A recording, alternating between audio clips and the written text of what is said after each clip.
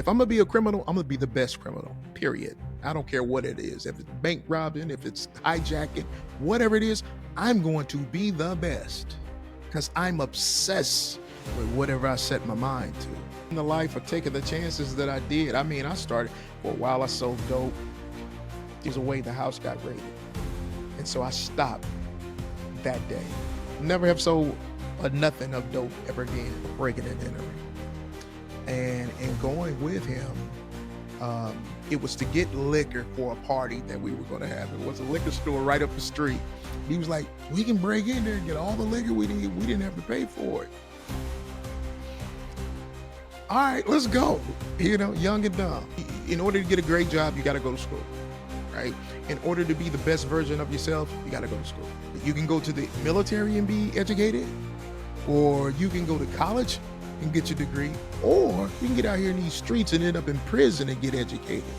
I mean, you know, you look at all these technology companies out there, Karlos. You've got Bill Gates, you've got Dell, you've got Oracle, you've got all these guys that jobs. None of them completed college. All right, welcome back, Nightmare Success In and Out listeners. This is where you come for what happens when your worst fear becomes your reality. How do you adapt, survive, overcome, set yourself free? Folks, don't forget to follow. Hit that subscribe button, share it out, like it up. It just helps the show. It's a fantastic thing that helps the show grow. So I appreciate it. I've been having some great conversations with my guest, Karlos Harris, and I'm glad he's here because a couple of weeks ago he found out that he's a 52-year-old guy. It's a good shape, but he had himself a heart attack, and he's just talking about how he's redoing his life with eating and taking the stress out because he does a lot. Karlos is the co-owner and chief operations officer for DSDT. It's a Detroit School for Technology, digital technology, post-secondary education in the field of digital technology. He spearheaded multiple second chance initiatives. He co-authors technology training curriculums, establishing partnerships with the Michigan Department of Corrections, City of Detroit, the United States Department of Labor. A lot of stuff. A lot of fascinating stuff. The other thing that's fascinating is that his college is in an old jail, which for all of you, I'm just going to tell you, Karlos Harris has done all this after he did 11 years in prison. So I find that absolutely fascinating. I can't wait to unpack all this and talk about all the stuff he's doing. Before we do that, I want to recognize our show sponsor, Auto Plaza Direct.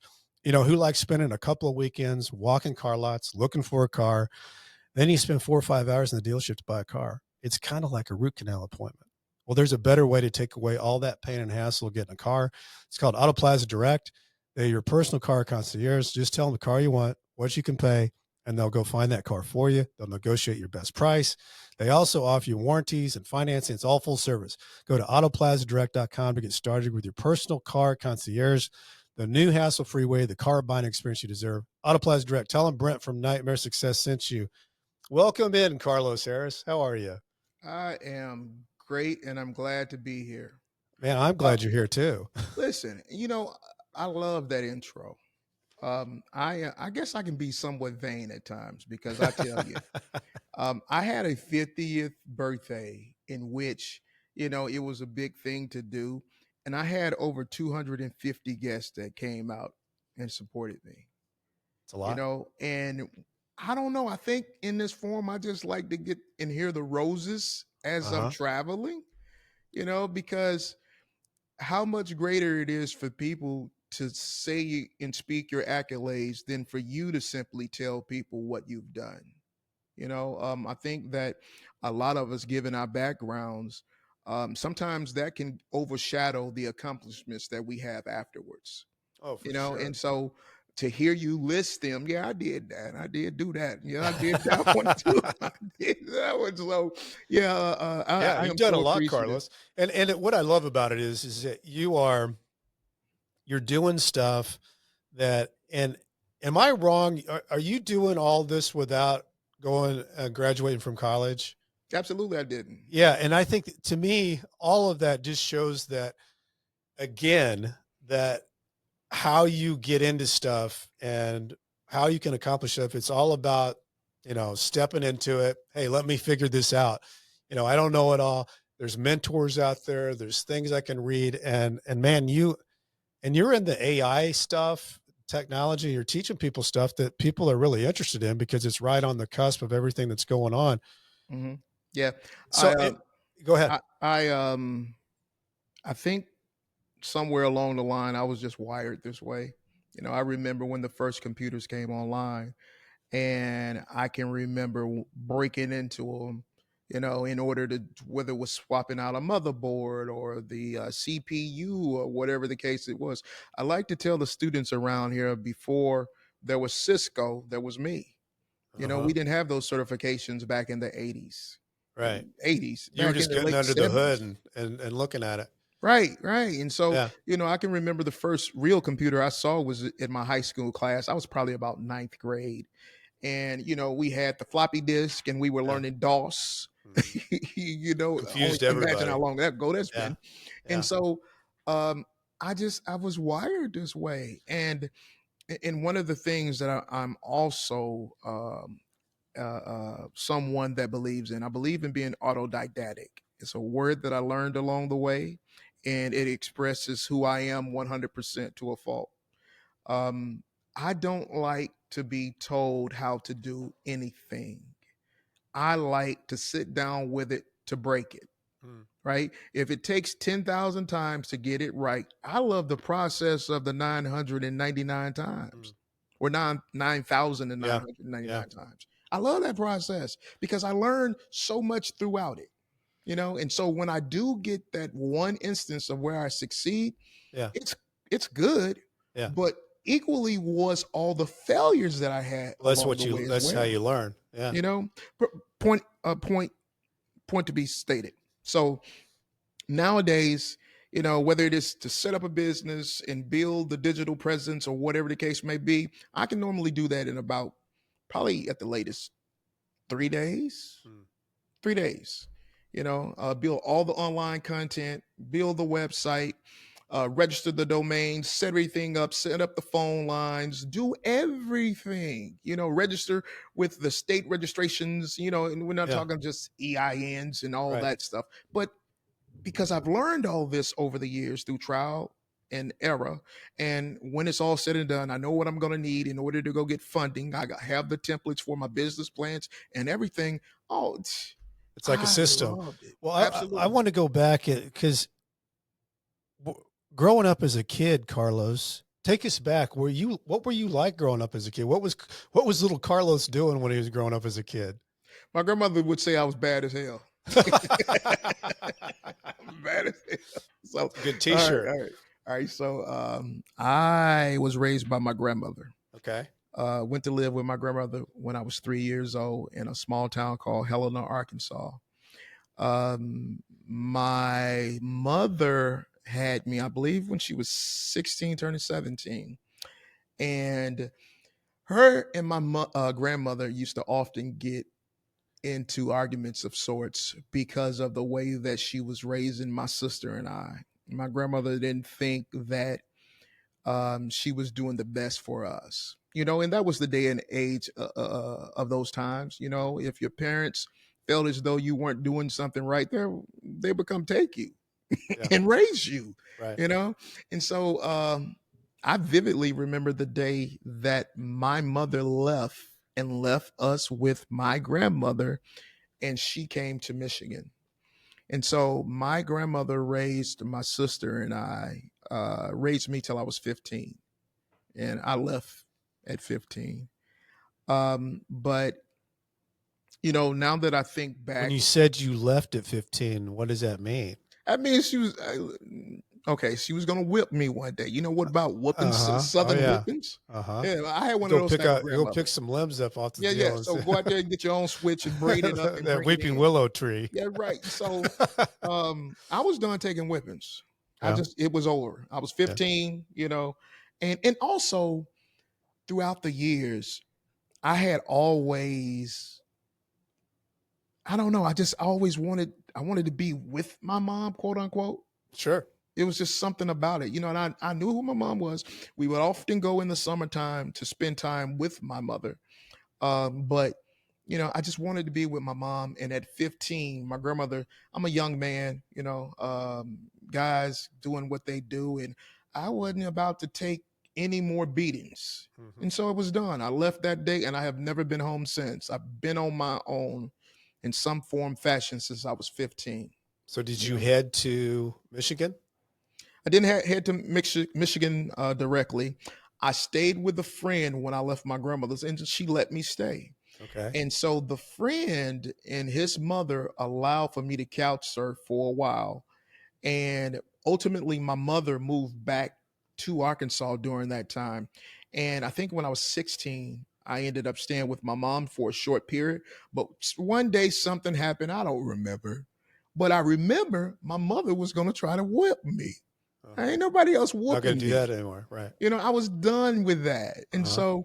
so from 16 to 17, I was still doing some couch surfing among friends. Now, I grew up in the church. I was raised Mhm. Southern Baptist, so I had that church support system. And Mhm. so, whether it was through my friends' parents who would let me, crash at their houses or whatever, I still didn't go far from the community. And so, ended up ultimately by the time I was 17, 17 and a half, I had gotten in some trouble at school. It was my senior year. It was during band camp. So I was in the band from the seventh grade to the 12th grade, pretty much. But in the, as I was going into the 12th grade summer camp, I got into some trouble with a friend and these two girls. We were basically doing some adult things in one of the Uh-huh. practice rooms. They didn't like that at the band camp. No, no, definitely Mr. Alsop was his name. I don't know why I still remember after all these years. Right. So Mr. Alsop, of course, he didn't like it. And so I'll never forget the look on his face when he told me that he was going to write us up for it and suspend us. So I got suspended the first week of my senior year. Mm. When I went back to school, everybody was calling me. They would say to me, "What's my name? What's my name? What's my name? What's my name?" Because apparently somebody heard us in the room. Uh-oh. And Uh-oh. so now, mind you, the girl that I was with, her father was the woodshop teacher. I don't even think they have wood shops anymore. Those were great though. Right. And so Yeah. I remember him calling me over and pretty much asked me, what was I doing with his daughter? Uh-huh. So it just got to be too much. And so I was talking to my aunt one day who lived here in Michigan about what was going on. And she said to me, she said, "Well, if you can get a ticket, you can come to Michigan with me." Now, Okay. mind you, this is the same aunt who, within the family, always gave other relatives chances. Like Okay. uncles back in the 70s would come up to live with her. They would get jobs at the General Motors and the hospitals and all that. Uh-huh. And so this was finally my chance to break away from Arkansas. Yeah. And so, of course, I didn't have the funds, the money to do it. I spoke to my pastor at the church, told him what I wanted to do, and he reluctantly agreed to give me the bus ticket and some cash to come to Michigan. I think he gave me like $60 or something, Yeah. you know, Just enough to get there. just enough. And so he asked me, there was three things that he told me that he wanted me to keep in mind as I set out. One, he didn't want me to have any children too young. Two, he didn't want me to get into drugs. And three, he wanted me to graduate. Okay. So I kept one of them. I'll let you guys guess which one that was. I'll tell you this: I graduated. You You know what I'm graduated. saying? So I graduated ultimately when I came to Michigan. I came to Michigan October 19th, 1990. And I pretty much have been in Michigan ever since then. So you get with the aunt. Um, does she get you set up, Carlos, with people and places and things to work and do, or do you kind of figure that out on your own? I had an uncle. My uncles were more like father figures to me as I grew up because I don't know if I stated, but My dad died when I was 6, and my dad died from a heart attack. Yeah, And so he was 23. 23. He was Yeah. 23 years old. And so when I came to Michigan, I had two uncles here. And so the one uncle, my Uncle Charles, which is my mother's twin brother, he had served some time in the military in the Navy. And he was just like it. He was, man, he was something different at times. But I tell you this, I come from a background where, you don't question adults. It is what they say, especially when it comes to men. You Yeah. know, now when I was 15 and I got to that point with my grandmother, it's because I That had might pretty have been much a little different. I had outgrown my grandmother, but my uncles, Yeah. still to Yeah. this day, if Yeah. they were living, it would be the same thing. I've never had a argument. I've never had a fight. I never none of that stuff. I don't even know where that comes from with these children nowadays. Hmm. And so, my uncle took me the first week I was in Michigan to get my first job here. I got a job working at what was called Farmer Jack's. I got a job in a bakery, and I was there for probably about, I don't know, maybe a year or so. I got a second job after a while at a Honey Donuts, which was like a Dunkin' Donuts, Tim Hortons. Uh-huh. And so my first few months here, I was working and I was going to school. I was going to school halftime because I had more credits in Arkansas than I did than I needed when I came to Transfer. Michigan. Yeah. Okay. And so I ended up being in the band. I was became a diver on the swim team. We didn't have pools, year round in Arkansas, but I Hmm. learned to dive in the summertime there. And so when I came up here, I was diving one day in the gym, and the swim team coach actually saw me and asked me would I want mind going out for the dive team, and I did. So I was on the dive team my senior year of high school, and I would literally go to school at like 7:30 in the morning, and I would only be there for half a day. The rest of the day, I would be at work or whatever the case may be. Hmm. So, were you thinking that your next step was to go to college, or what was your like grand scheme plan when you were thinking I'm in Michigan? Uncle's got me set up with some jobs. I've got some extra credits here. I'm working. I'm diving, going to school. Were you thinking about the next step going into whatever? Not not completely. Occasionally, Yeah. right? I had friends that I graduated from school with in Arkansas who were taking the college route because they came from a uh, uh, a family support system of Yeah. college educated Background. Yeah. individuals. I didn't. I didn't have that. My Hmm. mother didn't have a college education. My father, I don't even know if he graduated. Um, my, I mean, I really just don't have anyone that went to college and became this. Hmm. You know, now with my generation of cousins, yeah, we have. Hmm. I have cousins that are in Homeland Security. I have one that just retired from the FAA. I have cousins that are in the 20 years in the military in Texas and now doing their own school thing as well. And so, we have gotten better with the next generation of the Hmm. family tree. Hmm. Whereas those prior to me, they were just domesticates. I had Hmm. uncles that worked 30 years at the hospital and 30 years at GM. And, Right. it was just what they did. But again, they didn't have the college education.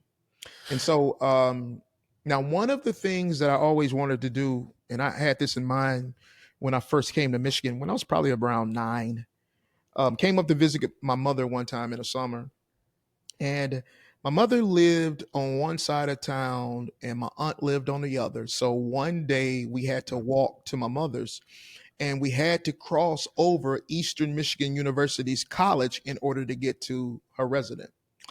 And when we did, it was the first time in my life I had gone to a school that big. It was like, I was like, I want to go to school here. Hmm. So that was part of my thought process in coming to Michigan. I wanted to go to college in Michigan. Hmm. You know, Now, did I make it? No, that's just a whole nother story. That's a whole nother story. And S- so, s- but s- I did end up in the community college for a while. I was going for business computer technology. Dropped out. I dropped out because I had responsibility. I started having kids when I was 17. mm, My first was born the year after I got to Michigan, and okay. so and he was from Arkansas. He's passed now. He passed when he was 21 in 2014. And What was your my thoughts with that, having he's kids at that age, and what, like, how do you wrap your mind around being a dad, 17, 18 years old? Is it I don't think that was my thought process back then because he was in Arkansas and I was in Michigan. right? So he wasn't with me on a daily basis in order for me to start That curtailing my connection. life around. I got this other kid to think about, this other Yeah. human to think about. Hmm. That didn't happen until I had my second. And I had my second in 96. Okay. So when I had my second is when everything started like, wait a minute. I got this person to take care of and I got these responsibilities. I can't just go without a job. I Right. can't just go without having, some form of money to pay the rent, to pay the light bill, to pay all these things. Were And you so drawn to technology back then? I was, Yeah. like I say, I always have been. My mind just thinks like that, Yeah. you know. Um, Better too, I think so often it would be for children when you see that they're more drawn to some things than others, then you should kind of explore what it is that they're Right. Feed intrigued that. with, Hmm. as opposed to saying, no, no, no, I want you to be a doctor just like your daddy, Right. Right. Right. you know? Explore it, feed it, see what it is. Yeah. Yeah, yeah, because had that probably happened, which, I can't fault my grandmother because my grandmother had a fifth grade education. Yeah. That was always one of the talks of the family. Fifth grade education, had 9 children, two sets of twins. My mother was a twin. And so she did the best that she could. I know now that I'm 52 with my own children and own Yeah. responsibilities. I am ever so grateful for the Yeah. way that she raised me. I mean, listen, I remember when I was 9 years old and I had to get up and go to those laundromats with those bags of clothes. And I used to have to go to the store for her, and she would put the money in the little beaded pocketbook, and I'd have to go Yeah. into the store and give it to them. And hopefully, they gave me the right chain. And she always told me, make sure you get a receipt. You Yeah. know, I just, those A lot of things are, responsibility. it was a lot of responsibility, but it prepared me for the person I am today. Yeah.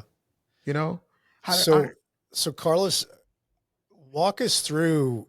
So you're in this in the '90s here.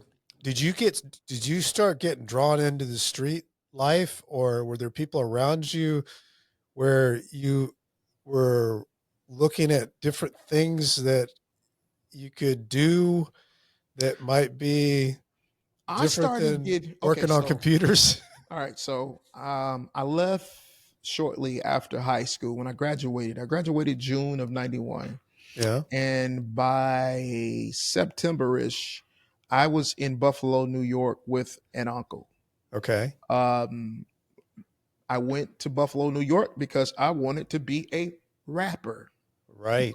Of course. So, of course, right? So this is the heyday of hip hop. Yeah. Yeah. So I'm in Buffalo, New York. I got to work with a lot of Rick James's old crew, Val Young and Yeah. the Mary Jane girls. I worked with. Yeah. He used to have a crew called the Do Rags, Okay. and so I would work in the studio with them. The guy who I came into contact with, they were running a review at the Cotton Club there on the east side of Buffalo, New York. And I would do an appearance and do this song called Cry Gangsta Cry. I don't know why I remember this, but I would do this Cry Gangsta Cry song. As part of the review. Yeah. And so I got real, acclimated with being there in the hip hop scene and being around those individuals. The lady who had the club, where I'm sorry, had the record label. Her name was Candy Newkirk. Miss Candy Newkirk. She owned a home on Grand Isle. Anyone that lives in Buffalo knows where Grand Isle is. It's kind of like one of the well-to-do areas Okay. of that location. And so she was also a live-in nurse for a doctor who was credited with helping with the first, uh, um, I think it was artificial heart Wow. surgery. Okay. It's Doc, as I remember him, but Yeah. he was older even then. It was like 91 back then. The first time I saw a CD, now we've come a long way since then, but she had a CD player in a Cadillac Alante Doc had bought her for her birthday in 91. You know, drop top Cadillac Alante, Uh-huh. red interior. I'll never Right. forget it. And so I stayed there for a while with them, but I had a girlfriend back here in Michigan. Yeah. And the girlfriend and I were kind of on rocky terms, and things weren't working out as we had planned. And so, first love of my life, I'm like, I got to go back home to be with her. Uh-huh. And so I ended up coming back home to Michigan, and things just didn't work out. So they didn't work out, and I've been here ever since then. And so once I got back, and had to find a job. I worked little jobs like factory jobs, Mhm. but nothing that ever quite made me a whole lot of money. Just Yeah. always living check to check to check. Right. So when you live check to check, you do certain things. Not everybody is responsible, probably like you were, Brent. I'm just saying, right? So, I mean, if it wasn't like playing pool for Yeah. money, or I learned to gamble, right? Yeah. Shooting dice or playing poker or anything in order to try to get more money. And so that ultimately led me to having more problems than Yeah. successes. Yeah. And so um, I remember one time I was down probably about 29,000 shooting pool. And My uncle was a big pool player. I played pool just because he taught me how as a kid, but he would go to the pool halls and then gamble and do it. But he was a hell of a pool player. But even if you're a hell of a pool player, you can get down on listen, somebody who else a better pool of player. course, there's Yeah. only one guy in this life I've never been able to beat. Yeah. And his name is Howard. We used to call him Night Train, and Yeah. he's still around to this day. Yeah. But I've never beat him ever, Yeah. and he's the person that I owe the Yeah. 29,000 Okay. to. That's You good. know, Okay. and so just with that being the case, I was open to anything and everything that I could make a little more money on. Yep. I got to get this debt off my head. So during that time, my mom, she was in a relationship with a guy that he did something real dumb. He went out to an area bank, and he sat in the car and waited for a lady to go into the bank, and he jumped out and he snatched the deposit bag that she had and got away. But unluckily, someone happened to get the license plate number of the vehicle. The vehicle was registered to my mom. Mhm. And so my mom, um, the officers went to see my mom, and of course, she's not going to give him up. Didn't want to give him up, and they asked her, well, do you have any sons, any brothers, whatever? Well, I have a son. Now, my mom didn't know at that time I was already on probation. I was on Mhm. probation because I had broken some windows out of a vehicle because I got into it with this guy, Mhm. and who we're friends to this day. So, um, my mom told them about me, and the officers came to see me. And, of course, I didn't do it. I had to take a lie detectors test and everything. But when my mom called me to tell me about it, I went to her house, and, she brought out this satchel of deposits that he had snatched. And it was more money than I had ever seen in my life. Now, remember, I'm working these jobs, Yeah. check to check, Right. child support being taken out at that time too. Yeah. They were killing me, Yeah. And so I'm looking at all this money. It had to have been, I don't know, maybe about $12,000 in cash. But it was in And, cash, so it looked like a and the lot. first thing that popped in my mind was, I can do that. I can do that. Because first of all, I'd cover my license plate up or take the license plate off. Ding, ding, ding. Uh-huh. Not one time did I think not to do it. It was, I can do that. Yeah. You You know, could and do it better so than what he did it. uh, I'm going to be a better criminal than him. I never even There it thought, is. never Right. even thought about whether or not I was going to be a criminal. I just thought about that I could do it. Yeah. And I went and did it.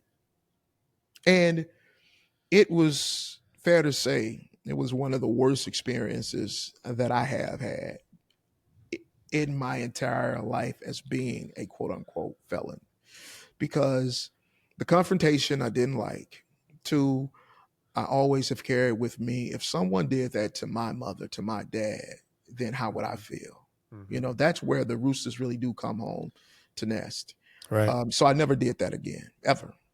And um but again, it just spiraled me to a whole nother mindset. Okay, so what can you do now? At some point, the boundaries that were set in place by whether it was the church upbringing Yeah. or my grandmother, they lowered, you know.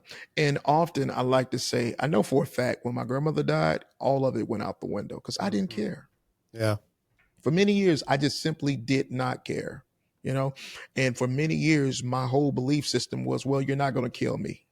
You're not going to kill me. I didn't care whether it was a relationship I was in or whether it was getting pulled over by the police officers. I tell you, I remember the first time I got pulled over near the same aunt's house, and I probably was maybe 23, 24.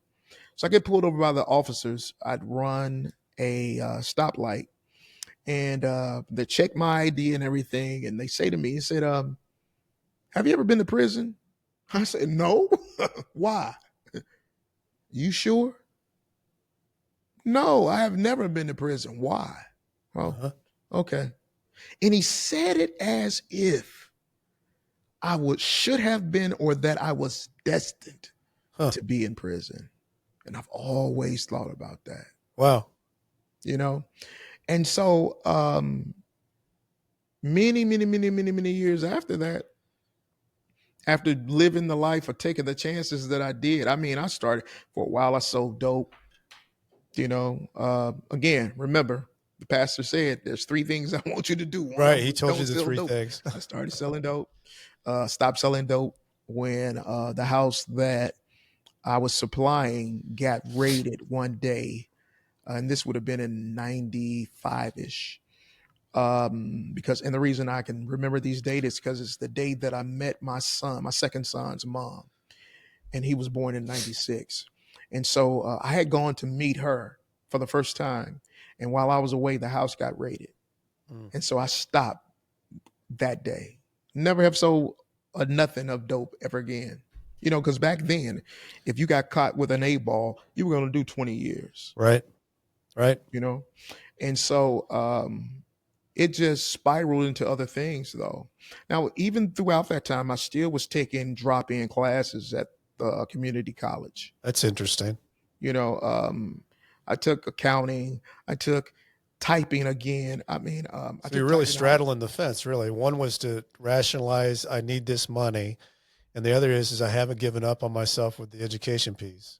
Well, I can't say it like that. What I will say is this: we are pre-programmed that you need higher schools of education. Yeah.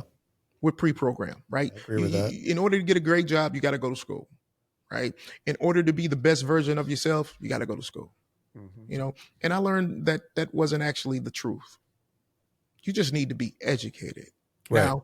Now you will be one or the other. You can go to the military and be educated, Yeah. or you can go to college and get your degree, or you can get out here in these streets and end up in prison and get educated. Right. You take your choice. Whatever one you want to do, I'm good with it. You Yeah. know, but one way or the other, if you live long enough, you will get educated. Yeah. Just depends on what the education is. I mean, you know, you look at all these technology companies out there, Karlos, you've got Bill Gates, you've got Dell, you've got Oracle, you've got all these guys that jobs, none of them completed college. Well, thank you for reminding me. I appreciate that. But I mean, that's, you just made a really great point though, is that they knew what they wanted to do. They educated themselves in a different way to make it happen for them, that no one else could see how they were going to do So it. I think like them, I'm just obsessed with whatever the subject matter is. Mm-hmm. If I'm gonna be a criminal, I'm gonna be the best criminal. Period. Mm-hmm. I don't care what it is. If it's bank robbing, if it's hijacking, whatever it is, I'm going to be the best Yeah. because I'm obsessed with whatever I set my mind to. When it came to even being a partner here at the school and building it out, I was obsessed with it for many years. I mean, Mm-hmm. there were many nights that I didn't sleep because I had to figure out how do we come up with systems in order to find whether it be veterans or general students, our FAFSA students, or how do we hire people offshore to be members of the team? We had Mm-hmm. never done it before. I got to figure it out. So I'm spending time online in the wee hours of morning when it's 4 o'clock in the morning here, it's 4 o'clock in the afternoon somewhere else. Right. Right. You know, so Well, I'm curious, Karlos, on your all this. It was kind of you're going to schools. You were. What was the big thing? Because I think you said you went 3 times. Um, but what was the one that caused the 11-year stint? What was that one? the first, it's when one time, like I said, I owe the 29,000, Yeah.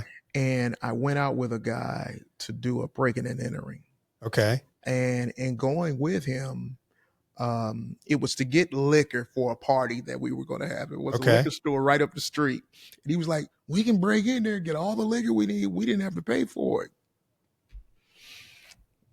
All right, let's go. Young and dumb.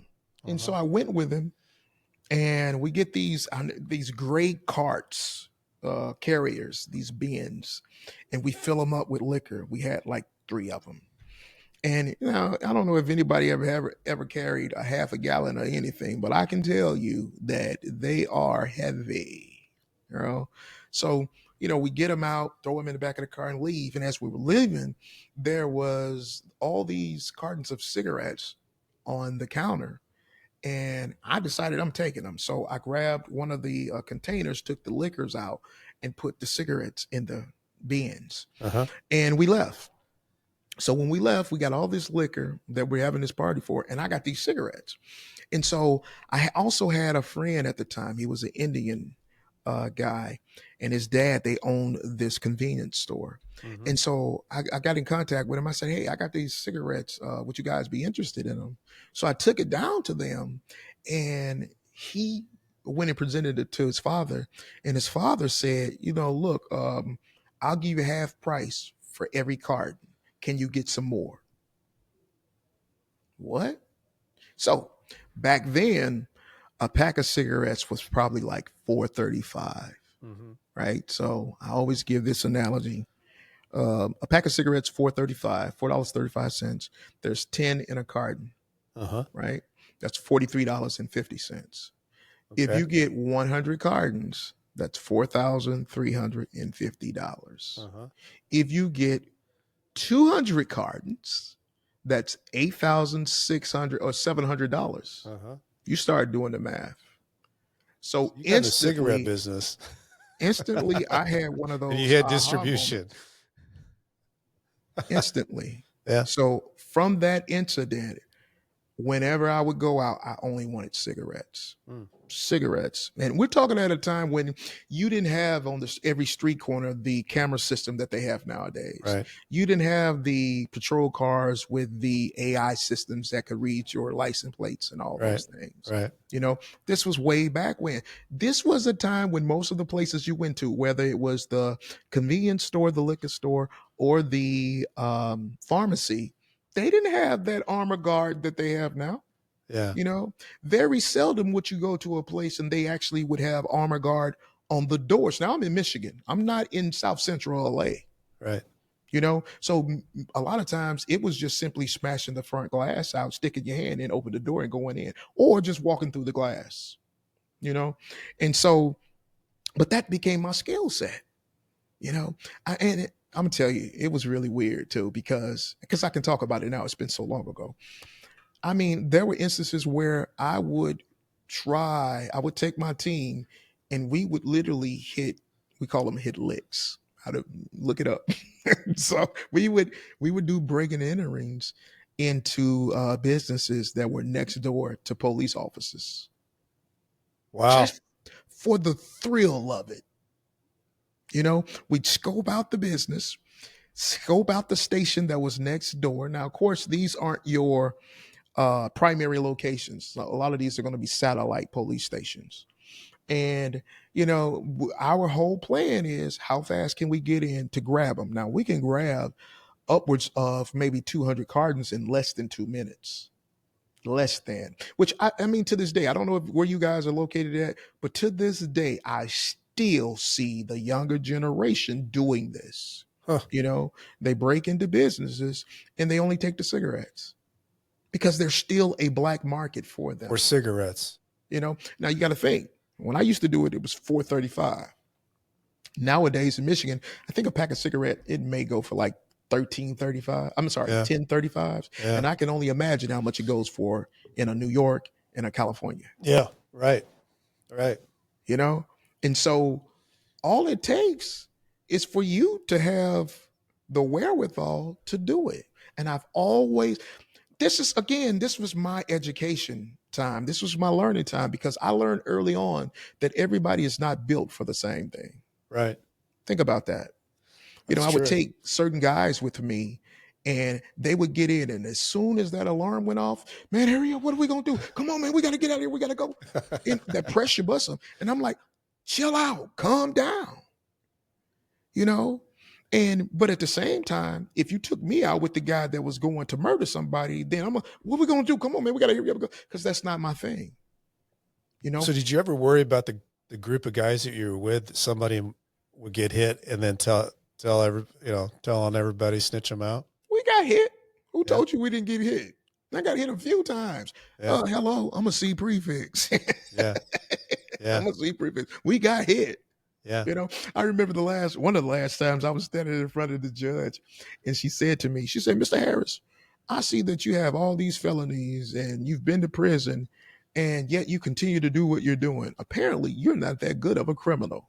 And I just sat back I was like the fat cat who ate the canary. Yes, Your Honor. Yeah. Because I literally can count hundreds of times that I've gotten away. Right. The few times that they caught you. I want to take a break here, because when we get back, I want to talk about how you handled yourself inside and then how you recreated yourself when you got out, because I think it's a hell of a story. Okay. Before we do that, I want to recognize, hey, a lot of people listening to this show, maybe you don't like how you show up online. Well, there's many individuals that thinks that there's no hope when it comes to managing your reputation on Google. There is hope. It's called Discoverability Company, and they can help you, whether you're building a reputation from scratch, repairing your search results from a negative news story, or even if you're just trying to position yourself a little bit better against your competition. Discoverability Company can also help you how you're portrayed on popular AI services like ChatGPT. To learn more, visit discoverability.co. They're even launching a do-it-yourself SEO option, a course for individuals who want to take on their search results on their own budget and speed. Listeners of Nightmare Success can take $100 off the DIY SEO course with coupon code Nightmare Success. And Nightmare Success is a podcast that is sponsored by the White Collar Support Group, the world's first support group devoted to people navigating the white collar criminal justice system. I'm a member of the White Collar Support Group, and I can tell you this is a bunch of people who help each other through the criminal justice journey for free. Whether you're just starting your journey or you've made it through to the other side, this is a great space for you. Join us on Zoom, Monday, 7 p.m. Eastern Time. For information, go to prisonist.org. That's prisonist.org. Start here. So, Karlos, the judge tells you, you're not that, but at some point you get this sentence. I can't remember where you told me you went, but did you do the whole stint of 11 years, or was it a combination that took it to 11? It was a combination taken to 11. Okay. What was your longest stint? My longest stint was 5 years, 2 months. Okay. So my first time I went from December 8th, 99. Okay. I got out July 10th, 2003. Okay. The second time I went in October 6th, 2005. I got out November 30th of 2010. Then my last time I went in, um, November 1st, 2013, and I got out September 23rd, 2014. So I'm curious, that last time that you went, because, I've heard you say this on other podcasts, you figure out how to do prison. That's the one thing about prison is that once you've gone, it's not the scare of the unknown anymore because you know what it is. Right. As you were in there that last time, were you thinking anything different? Because you've done so many different things this last time after you got out. Were you scoping out in your world like, I'm coming out and this is going to be a different me? Or what was going on with you when you were doing your last stint? We can't even get to the last stint before we even just take it for what it is, the first one. Okay. Right? Anybody that has done time before knows how difficult it is to reacclimate yourself once you come home. One of the hardest. It's just, it is what it is. Yeah. And so it's not that I wasn't transforming my thought process even from the first time. Okay. It's just that I didn't have the support and the opportunities that you have in 2025. Right. I didn't have it. Yeah. The best they would tell you when you came home is that you could go down and get a bridge card and get, some government assistance and maybe some Medicaid when you came home because you've been going to prison forever how long. I come home and one of the first things I had to start doing is figure out how I'm going to pay child support because I had one of those baby mamas. Yeah. That she's going right down. She's reporting. She wants to know why she's not getting a check. Right. And I've been out every bit of 3 hours. Yeah. You know what I'm saying? So it just, I already had from the first time a desire to want to do better. Mm-hmm. I just didn't know how. Yeah. I didn't have a Brent that was doing, the podcast to where I could consume information to tell me that there was somebody just like me and they were doing it better and different. Yeah. I didn't have that. Mm-hmm. And so that's why, I even agreed to even tell this portion of my story yet again, because I've gotten away from it over the years. Mm-hmm. I used to go to these meetings over at the parole center here, parole office. And I did that for a number of years and I got away from it because I felt like my story had been told enough, and here recently I've gotten thrown back into the mindset that more people still need to hear the story. I totally agree with that. I mean, you and I have talked, this goes into 1,100 prisons. And I think it's incredible for people to have the opportunity to hear a story like yours. Because to have the hope. I mean, that's the hope word. Hope is a big deal. That's the word. Yeah. That's the word. Because when I was in there, I didn't see anybody like me. Mm-hmm. Right. I didn't see anybody in technology like me. Mm-hmm. Mark Zuckerberg doesn't look like me. Mm-hmm. Mark Cuban doesn't look like me. Bill Gates doesn't look like me. Mm-hmm. Nobody looked like me. We can talk about MySpace, whatever the case may be. They didn't look like me. Yeah. And so yet I was being drawn to a technology space that I kind of feel like, a lot of it was through trial and error, but at the same time, I was already being prepared for this. I really was, because, and I shared with you before, I've always thought in systems, setting up a system, whether it was distribution for my illegal cigarettes, or whatever the case may have been. Every good business has a system. And you have those people in your life, whether it was that significant other or whether that family member or whatever, that would tell you, oh, you can't do this forever, or this is not a real job.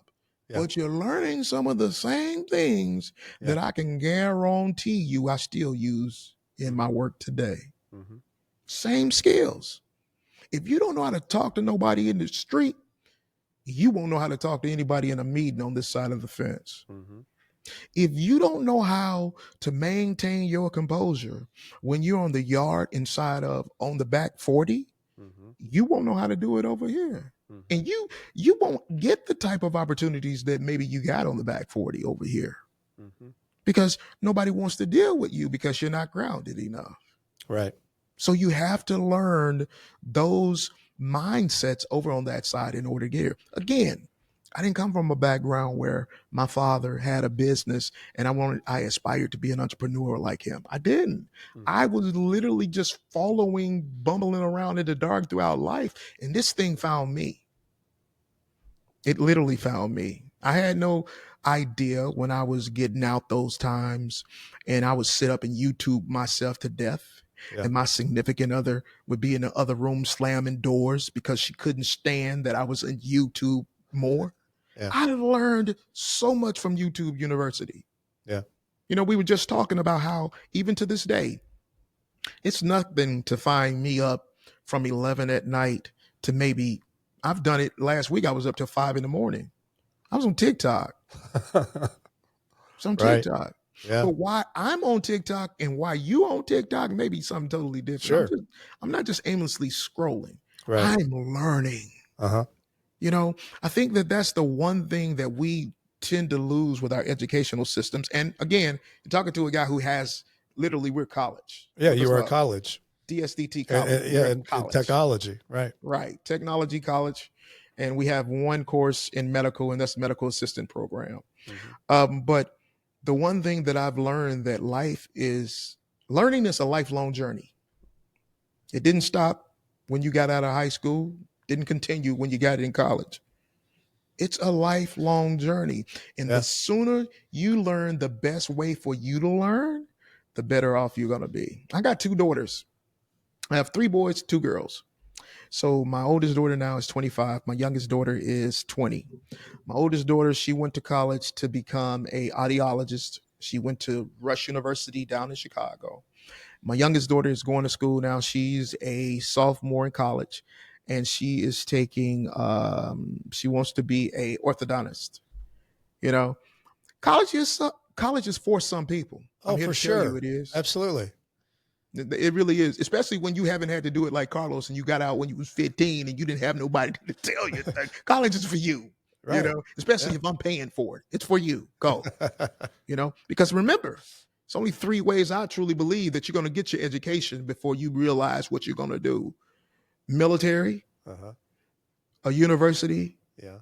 or those streets out there. I don't want my babies in the street. Right. I tell them all the time, I've done a lot of everything where you don't have to do it. Yeah. And the military, now, if they wanted to go to the military, I don't have a problem with that. I have a lot of family members that have gone to the military. If that's what you want to do, go ahead. But I do not want you to end up in the streets, thus leading to prison somewhere. You don't have the liberty to do what I've already done for you. Well, let's talk about what you've done, because you and I both know, you brought it up just a while ago, Karlos, reentry once you're a felon, and then they refer you as an ex-felon, is it's horrific. I mean, it's tough. It's you never know how many barriers you have until you hit the streets after you get out of prison. Some of it's quiet and some of it's in your face, but it's real. How did you swim through that? Because you did things and you've been interviewed about it. If I look you up, they're talking about people with housing and stuff, and you're an advocate and everything in that world. How did you start stepping out of that reentry and make your way? I stopped listening to those that were in a place to tell me this, that, and the other, and started just doing what I thought would be best for me. Mm-hmm. Right. So when I was told that I did what was called a CMT program, one of those bits, maybe it was my second bit. Yeah. And the CMT program, custodial maintenance technician, Uh-huh. I got the certificate. Yep. And they pretty much told me that when I got out, that I could get a job being a janitor anywhere. Uh-huh. Hell no. Hell no. I want to be so much more than a janitor. Right. Now, mind you, throughout the years, there were times when I couldn't get a job but for a janitor. Right. And there's nothing wrong with being a janitor. Right. Right. Now, again, let's just be pragmatic. You don't get to sit here and be Karlos day one when you get out. Right. Let's just cut all the misnomers and dispel all the myths. It's not easy. Nope. But guess what? It's not supposed to be easy. Why? Because if it was easy, everybody would be doing it. Yeah. You know, I'm just here, and I'm sure Brett is as well, to give you another opportunity to look at somebody that's doing it different. Right. Because perhaps before you even met me, you didn't even know of anyone that was in one, the education space, two, that's in the technology space that had an extensive background, such as myself. I lost my whole 30s in prisons. Well, I'll tell you what caught my attention about you is I saw a Google roundtable panel, and Google was interviewing people that had made the most of their second chances, mostly in the technology field, and you and a few other people are on there. And I thought, wow, Yeah, that's yeah, interesting. yeah. That's outside the box. And don't really talk about it like that anymore because it comes to the point where now so many people know me. I don't have those issues anymore. I don't even have to bring it up anymore. I get more people now want to talk to me about what's going on with their loved ones and how might I be able to assist. For instance, I have to go tomorrow with someone that's going to meet with their attorney. They took a plea agreement in federal court for an incident that happened and never been in trouble before. Yeah. Never been in trouble before. 75 years old. 75. Now they're in a federal case. Yeah. And I got to asking some questions about the way things were turning out, and she couldn't answer it. And she said, "Will you go with me to see my attorney?" Of course I will. Because you don't even know what you're signing up for. And the attorney don't either. He's never been in the federal lockup anywhere. No. I've been through so many courts, and the judges, they give you all these pieces of paper. And when you get to MDOC or wherever you're going, they tell you, I don't care nothing about that. They do what they want to do. Yeah. That piece of paper is only a suggestion, meaning that the sentence, the judgment, so because this person is a personal friend, I'm going to meet with her and her attorney tomorrow. And there is actually a industry out here for individuals such as that. Just because you've been to prison, you have an innate talent or canning expertise that a lot of other individuals don't have. Right. You can speak from personal knowledge about what goes on there. Yeah. And there are people who will pay you for that knowledge. Yeah. Think about that. Attorneys only know so much of what goes on in courtroom. They, the judge, don't know what goes on once you leave the courtroom. You get on that bus and you ride out to quarantine, wherever that might be. Yeah. But you weren't thinking that when you got out. Of course not. Of course not. So what were your first steps? First step, the last time. Well, first of all, let me bring you up to there a little bit. Okay.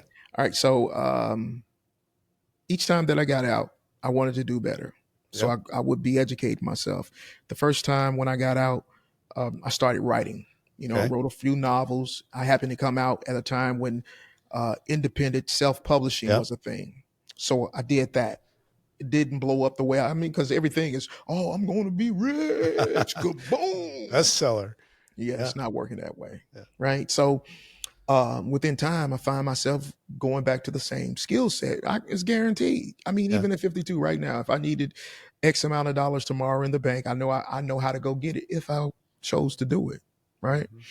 And so the second time, got more skills than I had the first. But yet here I am again. I'm faced with going to prison. Got caught out in Battle Creek, Michigan, which is about 3 hours from here. And I got sentenced. I remember that experience. I had a public defender. His name was John Sullivan. And they were trying to give me 6 years because my previous record. Right.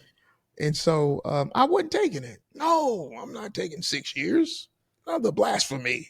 And so, you start to play these games with the courts. And the game is, well, I'm just going to sit here and hold you guys out. Either you come with a better deal or we can just go to court. If you're going to make me do the time, I'm going to do the time anyways. Right. And so I remember the day John Sullivan came to me. He said, Mr. Harris, they're offering you 27 months. If I was you, I'd take it. He says, the one thing I'll always remember about you is how callous you are. I looked at him. I said, Mr. Sullivan, when you help to get someone convicted and sentenced to prison, how well do you sleep at night? You know, I mean, because for me, it's only a job. Think about that. That's the reason why I'm able to shift the morality meter in my head, the ethical meter in my head, because it becomes just a job. I don't have no personal connection to it. Now, mind you, being where I am today, I have some personal regrets. I'm a business owner. You know, I violated the sanctity of a lot of people's businesses over the years. So, and my wife kind of gets on me about this. Whenever something happens, whether it be with the business or one of my vehicles or whatever, I look at it as being karma.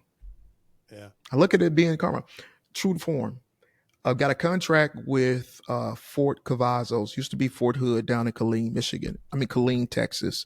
It's where our second campus is.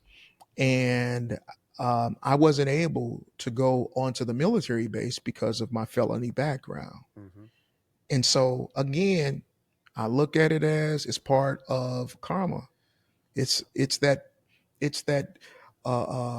that trouble I have to carry with me, despite having done this. I'm reminded that this is what you did. You know, so I've learned to maneuver through other vehicles and other people. Right. I can't go on the military base, but my wife can, my team can. Yeah. You delegate.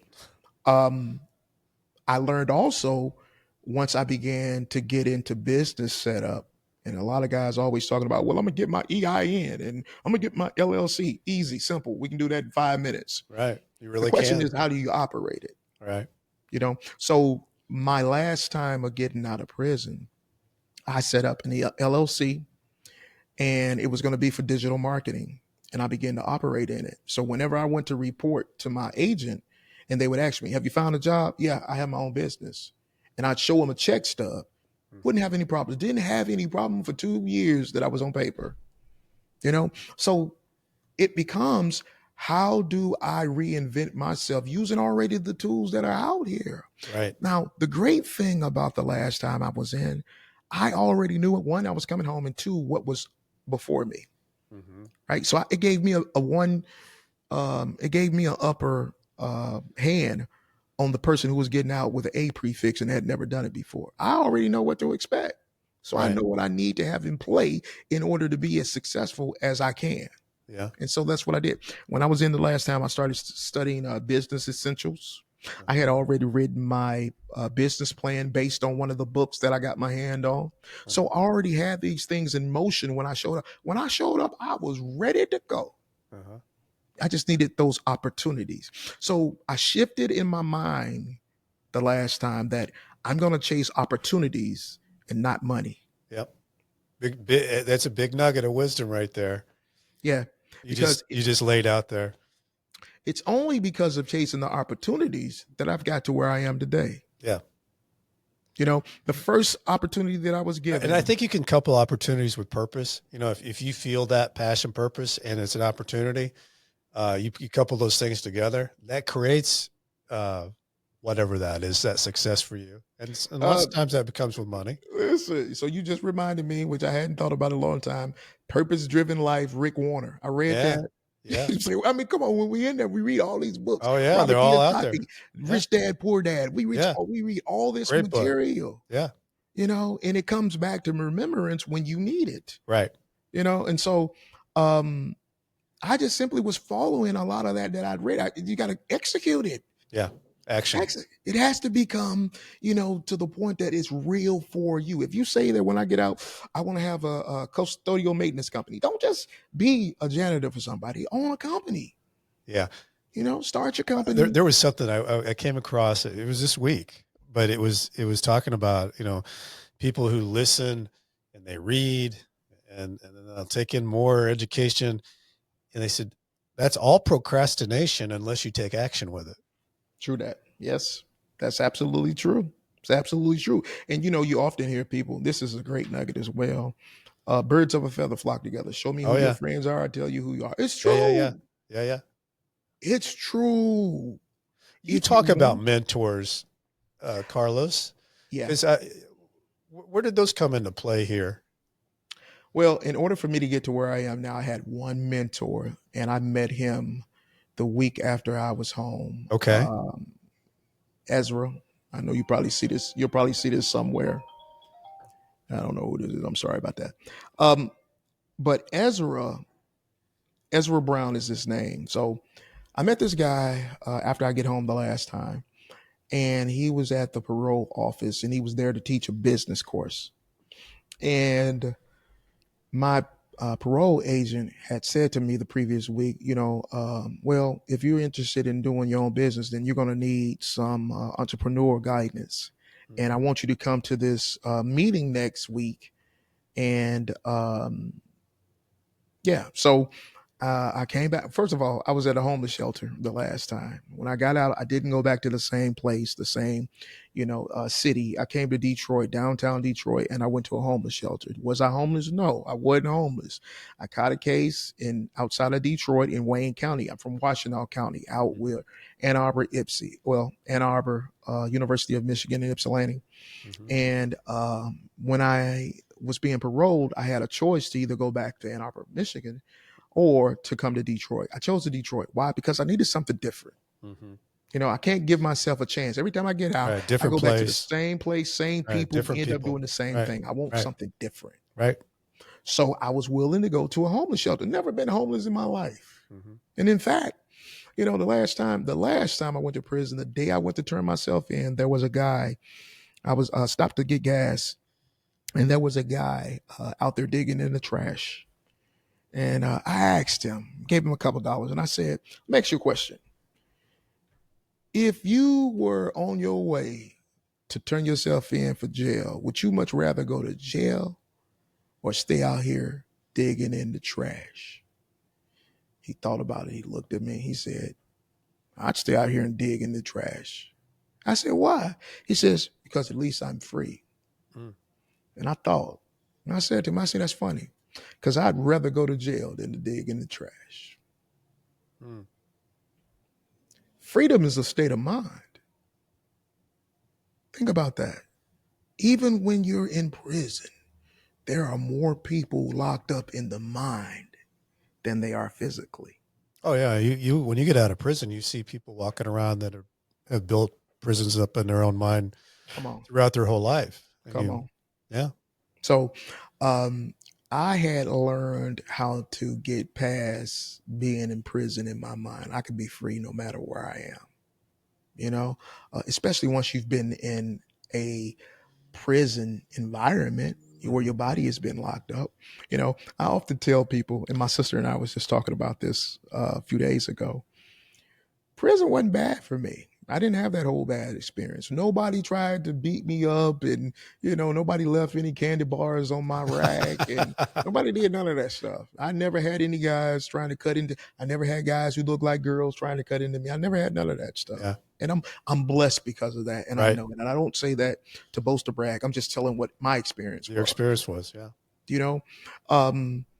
And I like to think so because I had purpose. Mm-hmm. And that wasn't supposed to be part of my story. So now when I come across individuals that either are on their way or going through, I can relate more to them than I can to these PhDs that I've hired. Mm-hmm. They always find me to be a little bit rough anyway. You know what I'm saying? Nothing wrong with being a little edgy, Karlos. They find me to be, because again, they say the C's and D's will hire the A's and B's. It's true. I've heard that. It's true.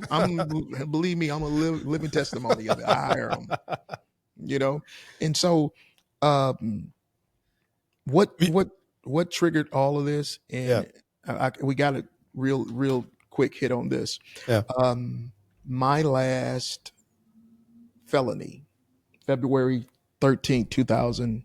I'm sorry, February 6th, 2013. Went out with a co-defendant to do a break and entering to get cigarettes. That's all we did. And it led to a high-speed chase. We got, caught, and we both our legs were broken.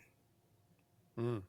So, again, that was 2013. Now, I tell that because this is before your George Floyds. Yeah. And my mindset back then, even as I went through the court system, the main reason I was able to go to circuit court and get out on bond was because the judge looked at both of us coming to the courtroom on crutches and said to the prosecutor, I'm letting him go today. I'm letting him go today. She said, I won't say the police department, but she says they always do stuff like this. Mm-hmm. And so my position was that, and I had a paid attorney, and it was that, I needed to be released because as I had been in jail, my bond was $500,000. And the only way that I could be released to get medical attention was if it was reduced. And so for the whole of almost 2 months, I never had medical attention.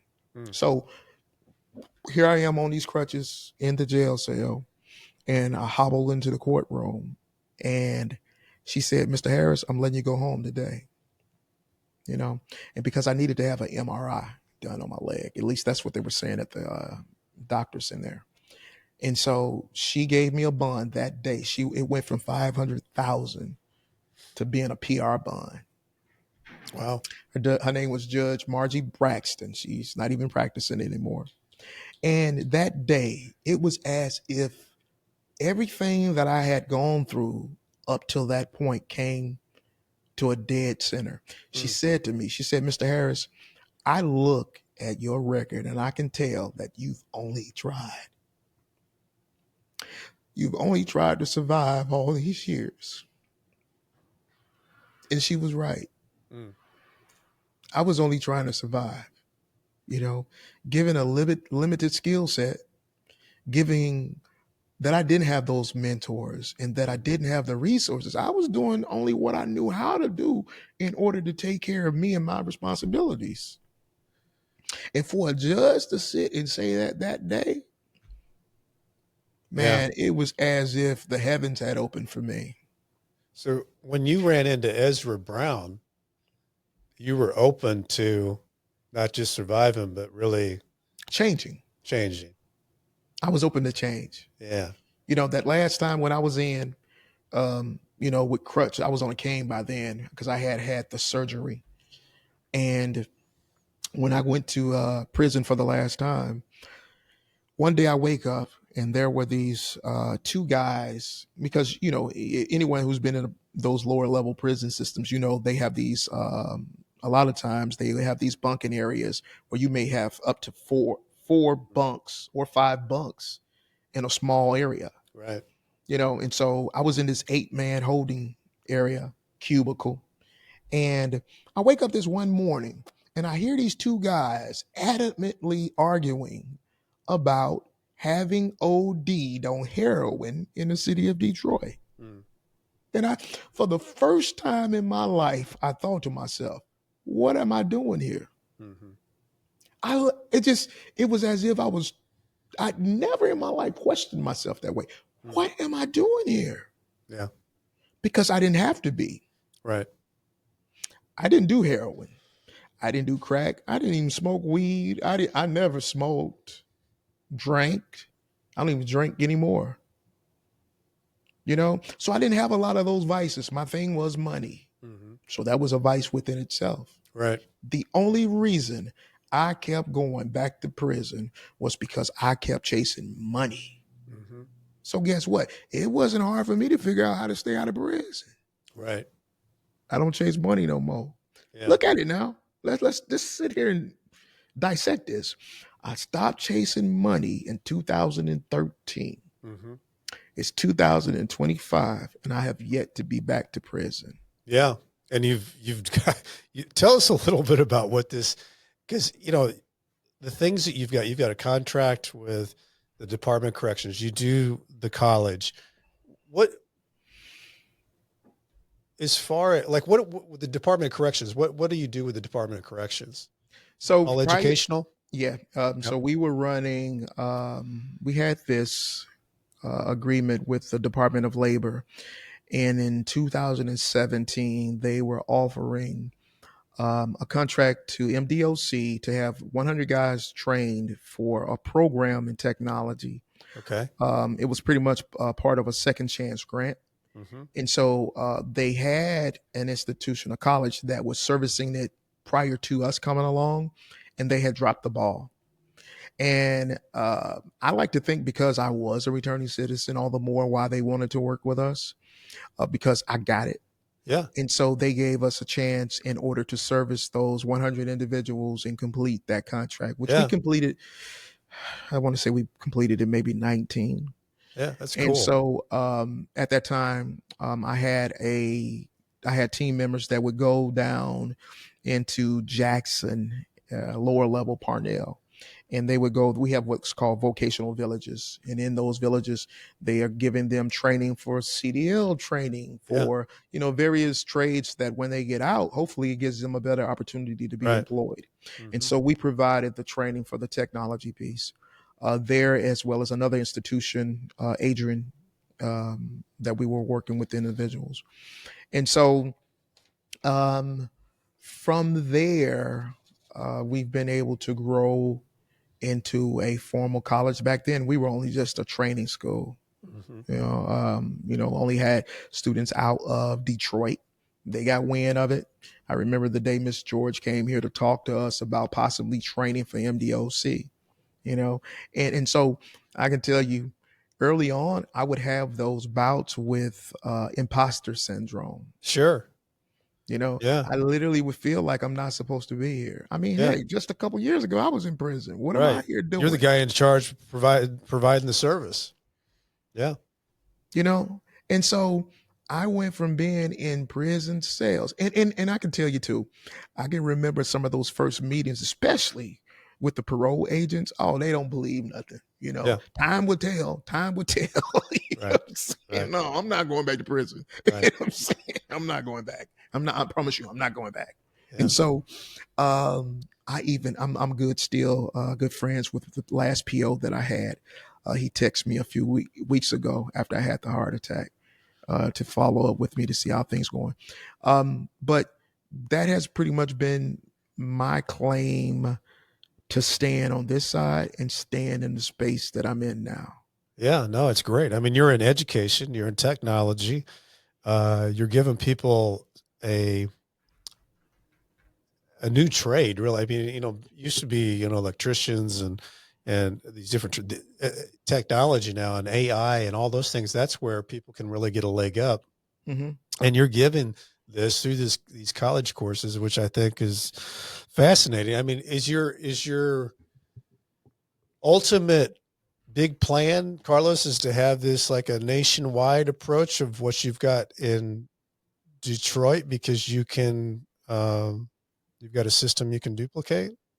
Well, when you say a nationwide approach, we have two campuses, one again in Texas and one here in Detroit. Yeah. We also have online training. So we are allowed to train in all of the 49 states with the exception of California. California is different. Yeah. And so we pretty much already have a national institution. See, so I always tell individuals to dream bigger. Yeah. Dream bigger.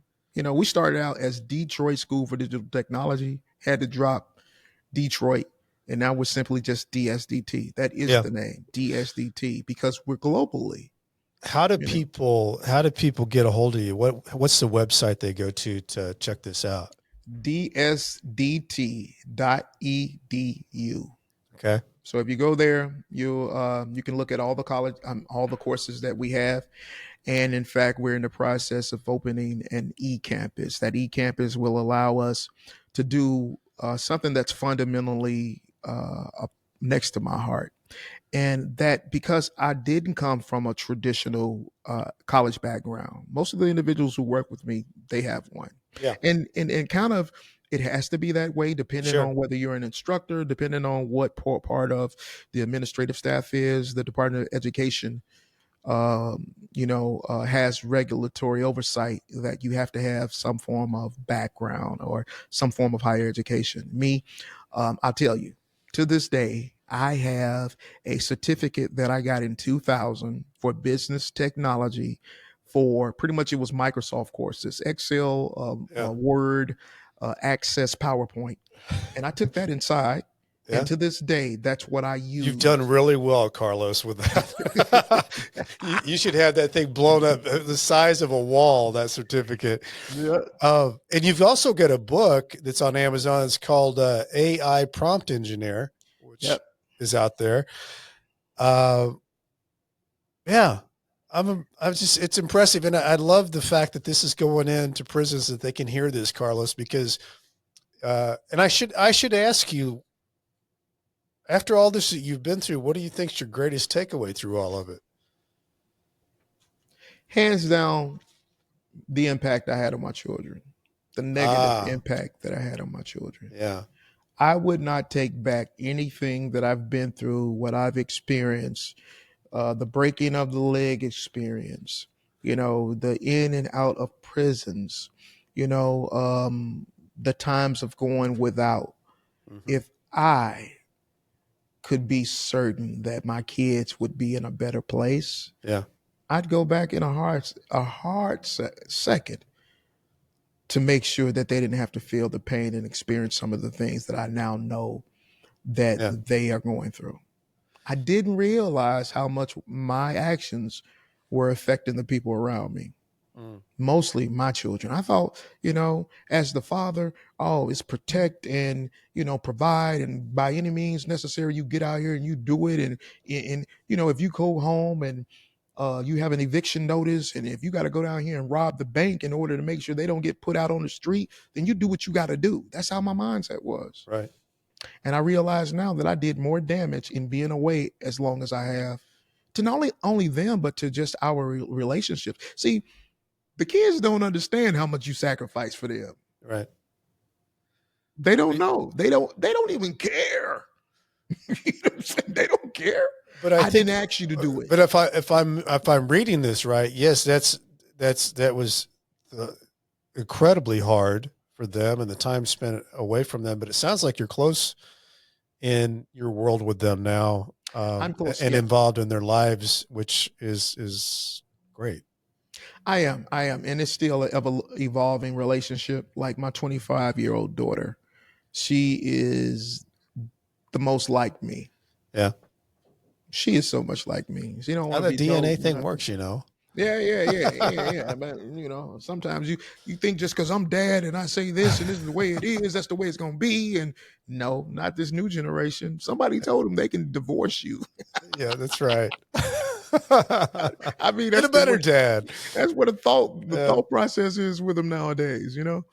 So, if there was any one thing that I could change, it would be the negative impact that I caused my children to have as I was away. Yeah. I could have done better about that. But everything else, I chalk it up because it was part of the process for me to get here. Yeah. To where you are now. That's another takeaway. Everything you've been through provided the opportunity to follow what you're doing now, because you have a confidence that maybe you wouldn't have had to step into it. Think about that. I love that word. I love that word, confidence. I remember when I was young, I had an issue inside with one of the guys that went to a Bible study with me. And he said, "You're just so arrogant. You're so arrogant." Mm-hmm. And it hurt me because I really liked the guy. Yeah. But I always thought arrogant meant negative. Right. Because a lot of times we don't read dictionaries. Right. You just Right. arrogant. I'm not arrogant. Who you think he is? And so I was talking to one of the elders there about him having called me that. And he told me, and I was young, I was probably about 27, 28. Yeah. And he said to me, he said, Karlos, you're not arrogant. You're just confident. Mm-hmm. And a lot of time, your confidence is going to make people feel inconfident. Yeah. You know what I'm saying? They're not as secure about themselves because of how you are. People don't bother me. I don't care if you're president, whoever, and I don't care if you are a guy on the side of the street. I am me. I'm in my world, and I try to help as many people as I can. I've always been that way. It didn't just start when I got to where I am today. It's just a part of how I was created and the way that I'm made up. Yep. So Karlos, man, keep doing what you're doing. Cause I think, helping people doing what you're doing is making a difference in people's lives. And there's no better feeling than that. Speaking of gratitude, I want to thank Homestead Financial here that lets me use this podcast studio with all these fancy lights and equipment. If you've got home mortgage needs out there, that's Greg Aftiev at Homestead Financial. He knows it all. Check him out, Greg Aftiev. If you're looking for my book out there, I've also got one on Amazon, Barnes & Noble, Nightmare Success. Keep sending and doing the follows, the likes, the shares to the show. I appreciate it. Leave a review on Apple if you got time. If you want to know anything about what I'm doing, check me out at brentcassity.com. I spell it wrong. I spell it with a TY, not a DY. As I used to say to my people when I was writing my emails back and forth from Leavenworth, stay strong. I'll do the same. Karlos Harris, I appreciate you, man. Thanks for being on here today. Thank you for having me. I appreciate it so much. I hope this helps anybody, anywhere that they are. I know it will. I know it will, Karlos. Mm-hmm. Nightmare Success, in and out.